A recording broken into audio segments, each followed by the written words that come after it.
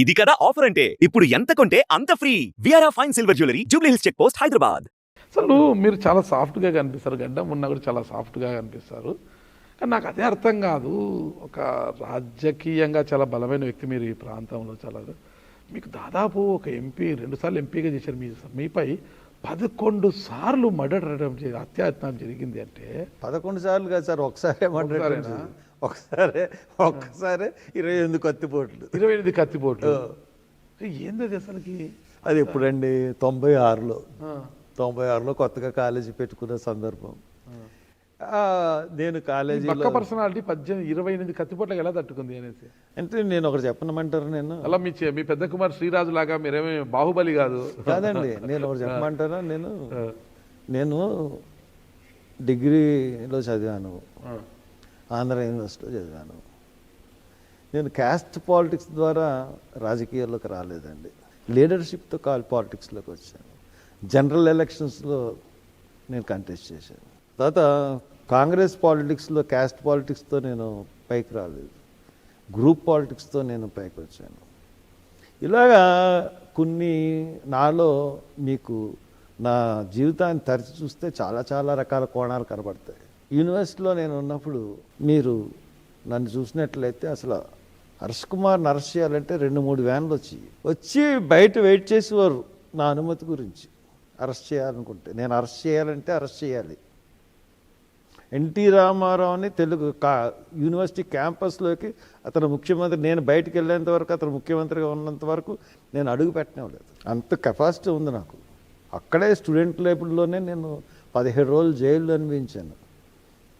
చాలా నా మీద బోల్డ్ కేసులు పెట్టారు యూనివర్సిటీలో.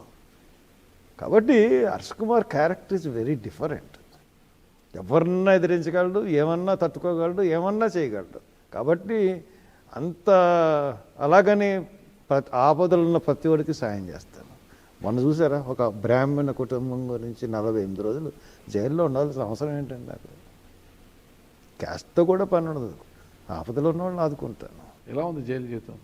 ఏమండి జైలు జీవితం అంటే నిన్న గంజాయి గురించి టాపిక్ వచ్చింది. గంజాయి ఒక్క విశాఖపట్నం జైల్లో దొరికిందని మీరు చూసే ఉంటారు. ఛాలెంజ్ చేసి చెప్తున్నాను, భారతదేశం మొత్తంలో అన్ని జైళ్ళలోనూ గంజాయి లేని జైలు ఏదన్నా ఉంటుందా? గంజాయి కేసులు, గంజాయి పట్టుకున్న వాళ్ళ సంఖ్య ఎక్కువ జైల్లో. ప్రతి ఓడిని వేళ గంజాయి అమ్ముతున్నాడని చెప్పి ఎవరినో తీసుకొచ్చి ఇది వినండి సార్. ప్రతి ఓడిని గంజాయి కేసులు తీసుకొస్తా ఉంటారు. ఆ జైల్లోనండి బయట ఫ్రీగా దొరకదు గంజాయి. జైల్లో మట్టుకు ఎక్కడ పడితే అక్కడ గంజాయి. సిగరెట్ దొరకదు, కానీ గంజాయి ప్రతి జైల్లోనూ కూడా దొరుకుతుంది. రాజమండ్రి జైల్లో ఇప్పుడు దొరకదు అనుకుంటున్నారా? మీరు వెళ్ళి ఎంక్వైరీ చేయండి. జైలు బయట దొరుకుతుంది, కాదండి. బయట దొరకడం అన్నది దట్ ఈస్ డిఫరెంట్. జైల్లో వ్యాపారం అండి, గంజాయి వ్యాపారం. ప్రతి జైల్లోనూ, విశాఖపట్నం జైలునే కాదు, ప్రతి జైల్లోనూ గంజాయి లేకుండా లేని జైలు ఏది ఉండదు. అసలు జైలు గురించి పక్కన పెడితే రాజమండ్రి మొత్తము బ్లేడ్ బ్యాచ్కి, గంజాయి బ్యాచ్కి అడ్డా అయిపోయింది కదా? లేదు, ఇప్పుడు తగ్గిపోయినట్టుకున్నాయి. గంజాయి కూడా ఈ మధ్య ఎక్కడ కనపట్లేదు, తగ్గింది కొంత. ఒక ప్రశ్న అడగాలని ఉంది మిమ్మల్ని, కానీ పెద్దవారు. పర్లేదు, అడగండి. మీ కుమారుడు ఇక్కడే ఉన్నాడు, అడిగితే బాగుంటుందో బాగుండదో అని ఒక సందిగ్ధం. మళ్ళీ ఏం పర్లేదు, అడగండి. హర్ష కుమార్ గారు మంచి ప్లే బాయ్ అనే ఒక వార్త ఉంది. నా దగ్గరికి చాలా మంది సహాయం కోసం వస్తారండి. ఒక ప్లే బాయ్ కింద ఒకవేళ నేను జీవించినట్లయితే, నేను కాలేజీలకి ఒక చైర్మన్ కింద ఎందుకుంటాను? కాలేజీకి చైర్మన్ కింద ఉన్న వాళ్ళకి ఏ ఆడపిల్లన్నా కూతురి కిందే మాకు కనపడాలి. ఏ ఆడపిల్లైనా సరే. మీరు ఒక నిర్దిష్టమైన ఆరోపణ చేశారనుకోండి, ఫలానా అమ్మాయి ఫలానా, ఏకంగా మీరు నన్ను ప్లే బాయ్ అని వేస్తున్నారు. ప్లే బాయ్ లేదు, బయట నుంచి అదే ప్లే బాయ్ అంటే కనీసం ఒక 10-15 మంది 20 మంది. ఇప్పుడు నేను కాలేజీ చైర్మన్లో అయ్యుండి నేను పిల్లలతో నా వీడియోలు చూడండి, వాళ్ళు నా కూతురులాగే చూస్తాను. ఎంపీగా ఉన్నప్పుడు మీరు ఢిల్లీలో బాగా అది ఏమన్నా నిర్దిష్టమైన ఆరోపణలు ఉండాలి కదా. ఇప్పుడు రకరకాల ఆరోపణలు వస్తూ ఉంటాయి ప్రతి వాళ్ళ మీద. ఉన్న చెలవలు పలవ చేస్తారు. పలానా నిర్దిష్టమైన ఆరోపణ ఉందనుకోండి, దానికి ఏమన్నా సమాధానం చెప్తాను కానీ ఇటువంటి కల్పితమైన ఆరోపణలకు నేను ఏం చెప్పగలను చెప్పండి. ఫైనల్గా హర్ష కుమార్ గారి యొక్క జర్నీ ఎట్టి కాంగ్రెస్ పార్టీలోనే ఉంటుందా, అంటే ఏమైనా చెప్పలేను. పార్టీ మారుతారా? చెప్పలేను.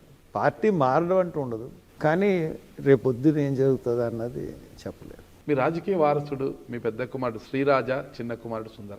శ్రీరాజే. శ్రీరాజు. సుందర్ ఇప్పుడు పట్టభద్రుల నియోజకవర్గం మీ ఎమ్మెల్సీగా ఇద్దరం ఉన్నారు. కలిపి డిసైడ్ చేసుకునే వాడిని నించోబెట్టాం. అవునా?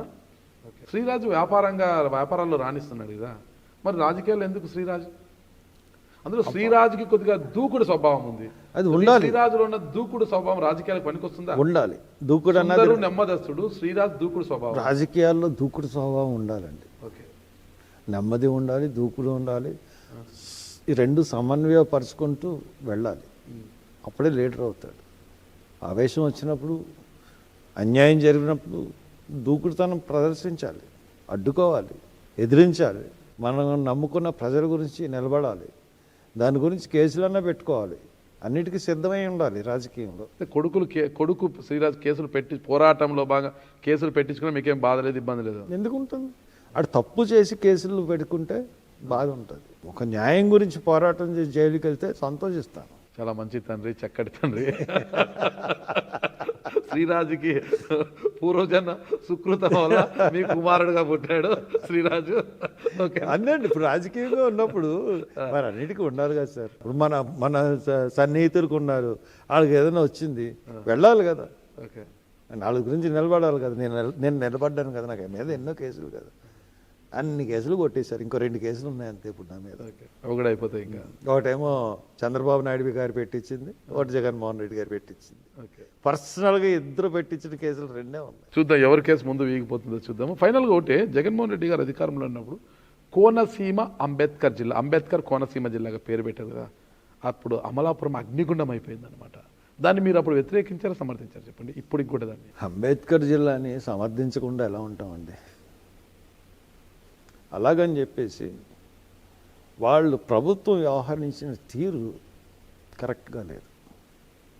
అంబేద్కర్ పేరు పెట్టడంలో ప్రభుత్వం వ్యవహరించిన తీరు అస్సలు బాగాలేదు. దానికి కారణం ఏంటంటే, ఇప్పుడు అన్ని జిల్లాలకి పేర్లు పెట్టారు, డిక్లేర్ చేశారు.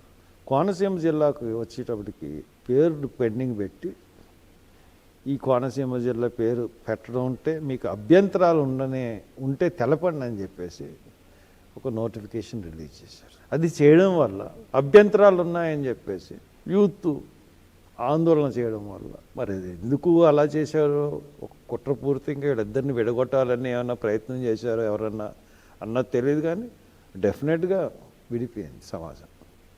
అగ్నిగుండం అయింది. మినిస్ట్రీలు తగలబెట్టారు, ఎమ్మెల్యేలు తగలబెట్టారు. ఆ యొక్క అడగకుండా చేసేస్తుంటే ఏ జిల్లాకి ఏ ప్రాబ్లం వచ్చింది? ఓన్లీ గవర్నమెంట్ అడగడం వల్ల ఈ ప్రాబ్లం వచ్చింది. అడగకుండా చేసేస్తుంటే ప్రాబ్లమే లేకపోదు. అది గవర్నమెంట్ తప్పిదమే. సార్, ఓవరాల్గా ఎస్సీ వర్గీకరణ గురించి మీ స్టేట్మెంట్ ఏంటి, ఏం చెప్పబోతారు? చెప్తున్నాను కదండి, తప్పు. వర్గీకరణ చేయడం తప్పు. సుప్రీంకోర్టు ఇచ్చిన తీర్పు తప్పు. అది పార్లమెంట్లో చర్చ జరగాలి. సుప్రీంకోర్టు గొప్పదా, పార్లమెంట్ గొప్పదా అండి? 6 నెలలు కూడా గడవక ముందే జగన్మోహన్ రెడ్డి గారు అప్పుడే కూటమి ప్రభుత్వం పైన విమర్శలు చేస్తూ రోడ్డుకి ఎక్కుతున్నారు. ప్రతి దాని మీద ధర్నాలు, ఆందోళనలు అంటున్నారు. ఇది కరెక్ట్ అంటారా? చంద్రబాబు నాయుడు మీద ఆయన ఆందోళన, ధర్నాలు చేస్తారు, కానీ బీజేపీ మీద ఎందుకు చేయడు అని నేను అడుగుతా ఉన్నాను. బీజేపీ మీద చేయమనండి, అప్పుడు నమ్ముతాం. చంద్రబాబు నాయుడు మీద ఏముంది? కూటమి ప్రభుత్వం మీద ఏముంది? బీజేపీ మీద చేయమనండి ఆరోపణలు, ఆందోళనలు, అప్పుడు నమ్ముతాం ఆయన. ఎప్పుడు ఏ రాజకీయ నాయకుడు లేని విధంగా పవన్ కళ్యాణ్ గారు ఒక కొత్త ఒరవడికి శ్రీకారం చుట్టారు. ప్రతిరోజు సచివాలయానికి వెళ్ళడము, గ్రీవెన్స్ తీసుకోవడము, నెలలో 14 రోజుల పాటు ప్రజల్లోనే ఉంటాను ఇక అనేసి ప్రకటించారు. త్వరలో ప్రజల ముందుకు రాబోతున్నారు. అవునండి, గొప్ప మనిషి ఆయన. ఓ పక్కన తెలంగాణ గవర్నమెంట్ టికెట్లు రేట్లు బెనిఫిట్ షోలు ఏమంటే, మేము బెనిఫిట్ షోలు వేస్తాము, రేటు బట్టి, డిమాండ్ బట్టి రేటు ఉంటుంది. ఊరికినే వేస్తున్నారా? 82 పైసలు మేము దొబ్బుతున్నాము, 18 పైసలు గవర్నమెంట్ దొబ్బుతుంది అని గొప్ప స్టేట్మెంట్ ఇచ్చాడు. బెనిఫిట్ షోడ్ని వేస్తామని చెప్తూ సమర్థిస్తూ. చాలా గొప్ప మనిషి ఆయన. వచ్చిందే సినిమా పరిశ్రమను రక్షించడానికి. సినిమా పరిశ్రమ గురించి తప్పు కరెక్ట్. మరి ఆయన మరి రోడ్లన్నీ వేసేస్తా అన్నాడు, వచ్చి ఒక్క రోడ్డు వేసాడండి.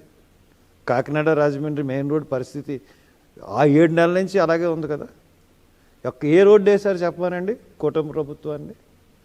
రోడ్ల మీద తెగ స్టేట్మెంట్లు ఇచ్చాడు కదా పవన్ కళ్యాణ్ గారు.